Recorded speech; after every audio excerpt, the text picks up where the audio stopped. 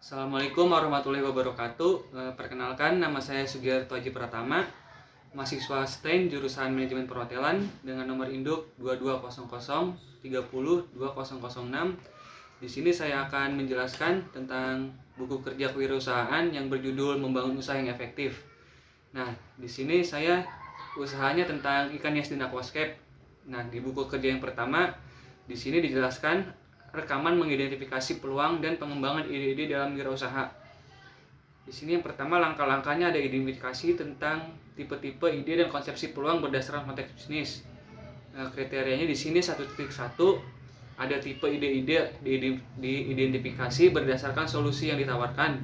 Rekaman hasilnya di sini memberi kenyamanan serta memberi manfaat keamanan. Selanjutnya ada 1.2 konsepsi peluang dan aspek esensial atau prinsip-prinsip peluang diidentifikasi untuk menarik peluang bisnis. Konsepsi peluangnya merupakan sesuatu yang dapat mengarah pada bisnis yang diinginkan dan layak, yakni kompetensi dan keunggulan. Selanjutnya ada aspek esensial, prinsip-prinsip peluang dapat mencakupi yaitu tahan lama. Selanjutnya yang nomor 2, mengidentifikasi peluang berdasarkan pendekatan wirausaha. Di sebelahnya ada 2.1, tren diamati untuk mengidentifikasi GAP peluang bisnis dan ide-ide baru. Tren lingkungan strategisnya di sini saya memilih kekuatan ekonomi, yaitu tingkat ekonomi, level pendapatan, serta pola pengeluaran konsumen. Selanjutnya ada 2.2, masalah suatu sektor atau bidang diidentifikasi yang dapat menjadi peluang bisnis. Masalah-masalahnya di sini ada sarana dan prasarana serta SDM. Berikutnya 2.3, kesenjangan satu produk atau jasa diidentifikasi sesuai dengan konteks pasar, yaitu kesenjangan suatu produk atau jasa, yaitu kesenjangan kualitasnya. Sedangkan yang nomor 3, mengidentifikasi karakteristik personil wirausaha. Di sini ada 3.1, pengalaman industri sebelumnya, diidentifikasi tim yang dimiliki. Pengalaman industri dapat memberi keuntungan, saya memilih produktivitas, serta pengalaman mengatasi masalah. Sekarang 3.2, faktor kognitif diidentifikasi berdasarkan kualitas personil. Di sini ada faktor kognitifnya dapat memberi keuntungan, kewaspadaan terhadap suatu masalah. Selanjutnya ada 3.3, jaringan sosial diidentifikasi berdasarkan pengalaman dalam jejaring sosial. Di sini saya memilih jaringan sosialnya hubungan yang kuat. 3.4, langkah-langkah kreativitas diidentifikasi untuk membangun ide-ide baru atau yang lebih bermanfaat. Di sini saya memilih langkah untuk membangun ide kreatif, yaitu yang memilih wawasan. Nomor 4, membangun ide-ide bisnis. Yang 4.1, praktek brainstorming.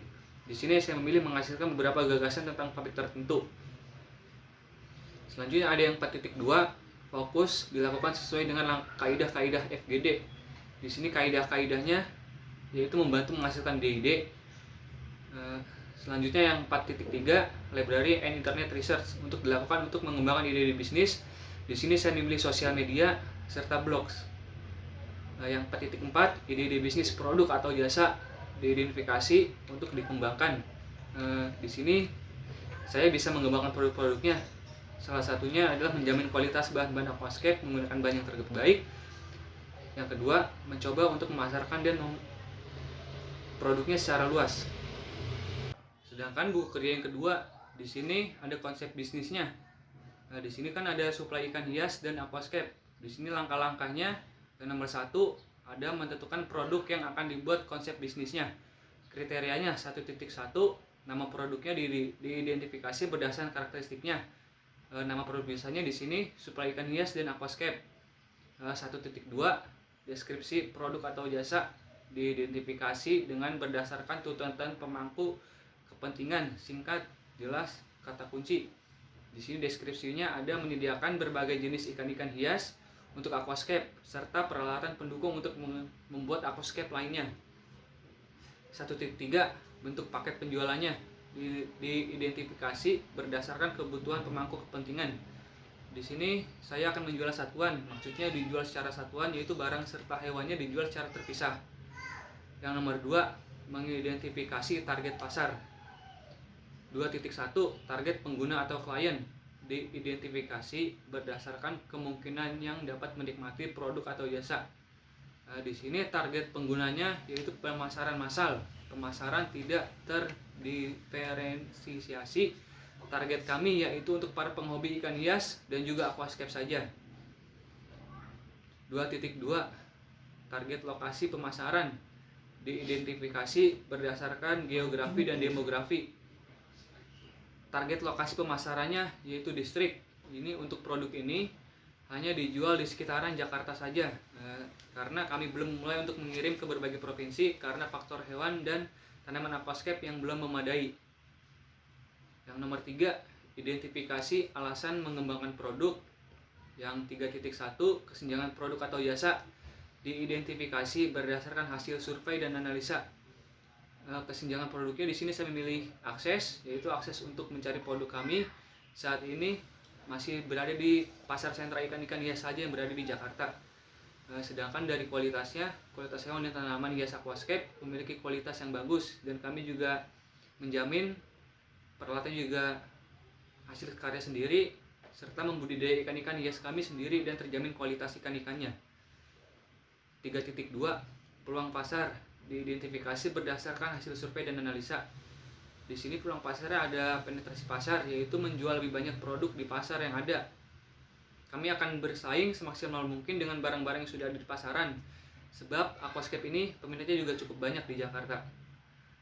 Kemudian nomor 4, membangun fitur spesial. Yang 4.1, tujuan produk jasa dan penggunaan diidentifikasi, yaitu produk kenyamanan. Ini adalah jenis produk yang dibeli konsumen berulang kali. Sedangkan produk belanja, konsumen biasanya menghabiskan lebih banyak waktu untuk membandingkan berbagai opsi dalam kategori produk belanja. Yang 4.2, fitur-fitur utama yang ditawarkan diidentifikasi berdasarkan analisa tujuan dan penggunaan. Di sini fitur-fitur utamanya itu janji. Kami menjamin kualitas hewan dan tumbuhan aquascape kami yang terbaik dibanding dengan supplier lainnya. 4.3, manfaat produk atau jasa diidentifikasi sesuai pemangku kepentingan. Manfaat produk atau jasa itu manfaat kenyamanan, memberikan aspek kenyamanan untuk para penghobi aquascape.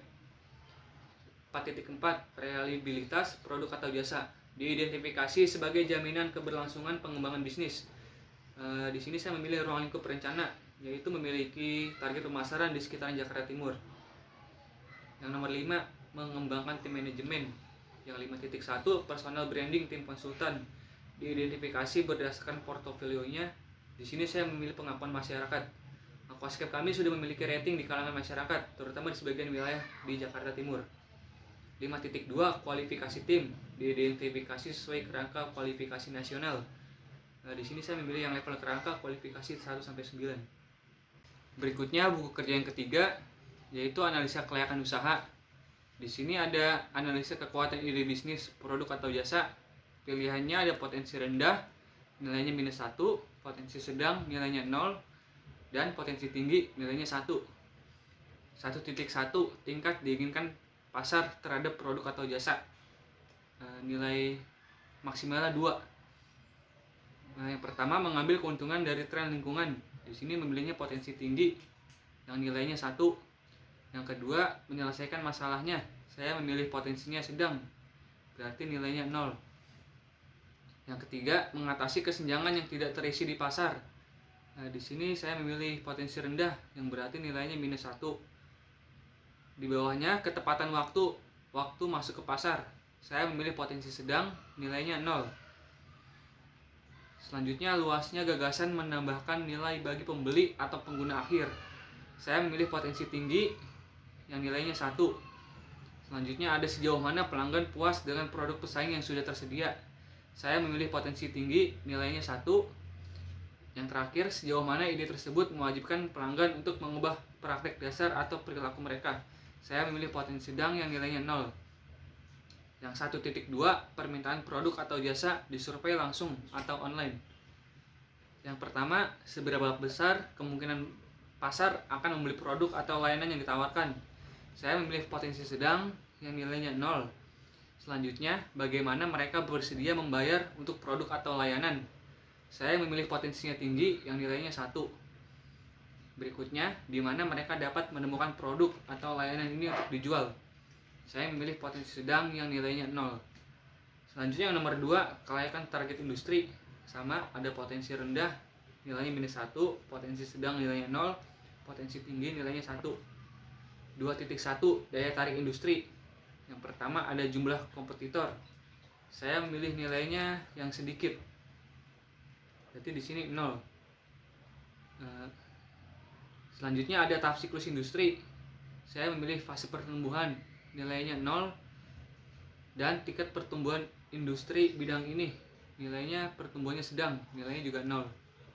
Ada pentingnya produk dan atau layanan industri kepada pelanggan. Saya memilih yang ambivalen, yang nilainya -1. Yang terakhir ada margin operasi industri. Saya juga memilihnya yang rendah, nilainya -1. Kemudian ada 2.2 daya tarik target pasar dan konsumen. Nilainya juga sama, -1, 0, dan 1. Yang pertama ada identifikasi target pasar untuk usaha baru yang diusulkan. Saya memilih yang teridentifikasi, yang nilainya 1. Kemudian ada kemampuan untuk menciptakan penghalang untuk masuk bagi pesaing potensinya.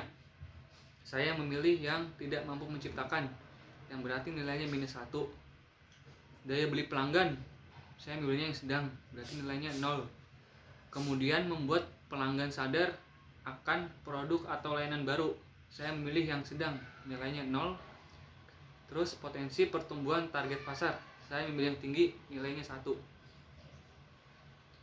Yang ketiga, analisa kelayakan produksi, analisa kelayakan organisasi. Nilainya masih sama, -1, 0, dan 1. Yang 3.1, pendiri atau pengalaman pendiri dalam industri.